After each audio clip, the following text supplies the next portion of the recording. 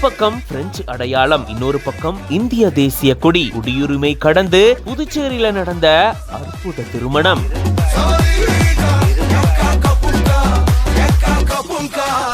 புதுச்சேரி இந்திய புரிந்துணர்வு ஒப்பந்தத்தின்படி பிரெஞ்சு கலாச்சார அடிப்படையில புதுச்சேரி மேரி அரங்கில் நடந்த அழகான மேரேஜ்.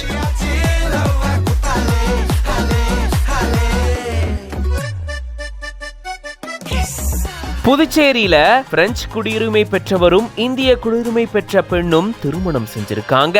நாடு சுதந்திரம் அடைஞ்சப்போ பிரெஞ்சு அரசும் இந்திய அரசும் ஒரு புரிந்துணர்வு ஒப்பந்தம் போட்டிருந்திருக்காங்க. அதன்படி பிரெஞ்சு குடியுரிமை பெற்றவங்க புதுச்சேரியில இருக்கும் பொழுது அவங்க பிரெஞ்சு கலாச்சார அடிப்படையிலேயே திருமணம் செஞ்சுக்கலாம் அப்படின்னு சொல்லப்பட்டிருக்கு. அதன்படிதான் பிரெஞ்சு குடியுரிமை பெற்ற முகமது முத்தலீஃபுக்கும் இந்திய குடியுரிமை பெற்ற பஹீதா பர்வீனுக்கும் பாத்தீங்கன்னா பிரெஞ்சு கலாச்சார அடிப்படையில புதுச்சேரி திருமணம் நிகழ்ந்திருக்கு.